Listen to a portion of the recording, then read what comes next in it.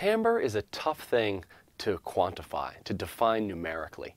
We really don't have a precise definition of it. We can say it's the relative levels of the partials of a complex sound, but it also includes how sounds evolve over time. One definition of timbre involves just relating two things, like timbre is the difference between an oboe and a violin playing the same note, which actually is a really good way to describe it because they're the same pitches, but their sounds are different and the sounds evolve in different ways. So it's hard to get a precise definition, but hopefully learning a bit about synthesis gives you a way to kind of categorize. And I'd like you to start thinking about that with the sounds you hear around you.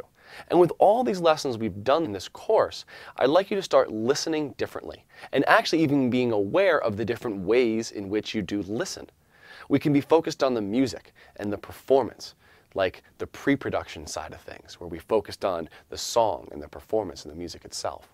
Or we can get in a producer mindset, where we start thinking about dynamics and timbre. Or we can think about space. There's so many different ways to listen. I want you to start focusing on those different things. And synthesis gives us that language of timbre. So every time you hear a sound, just give yourself a little thought.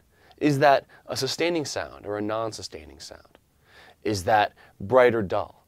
Would it have a fast attack or a slower attack? Are there any cyclic variations that you might represent with an LFO? So instead of thinking of kind of a language of timbre, it's kind of a collection of descriptors.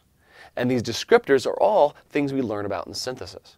So hopefully we get closer to defining kind of a language of timbre. Now, I also want you to consider how all the synthesis terms relate back to what we've done with effects. If I think about a compressor, well, that's an envelope follower modulating a VCA, a voltage-controlled amplifier. Right?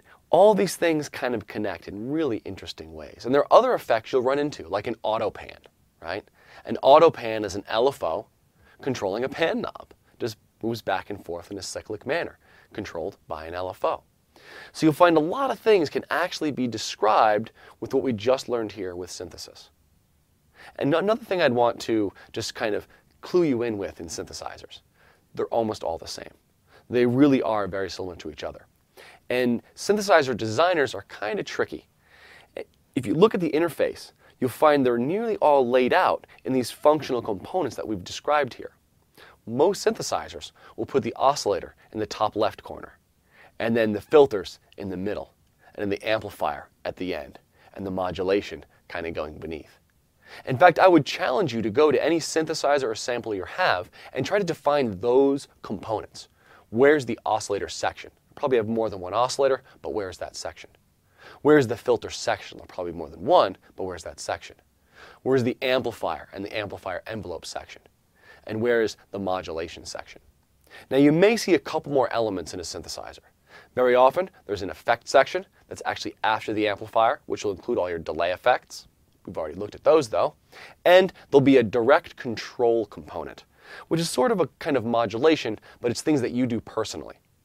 Remember when we were looking at MIDI data, how we had those 8 knobs on our controller? Lots of synthesizers have 8 knobs designed just to be controlled by those. And there's other direct control, velocity. Velocity is a modulation source that can control anything else. So usually you'd have velocity modulating amplitude. Maybe velocity modulating filter cutoff, so it gets brighter as you play the key harder. Key position modulating oscillator pitch.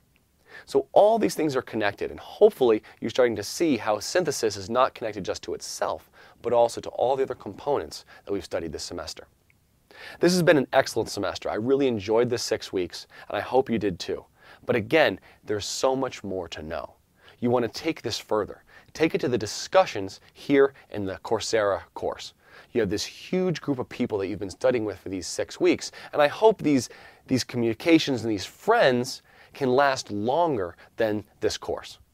You can keep in touch with them and continue on your journey. One of the beautiful things about the internet and the contemporary society we live in, and this internet society, is musical collaboration is not confined by geography. We can collaborate over the internet easily, and it's becoming the standard way.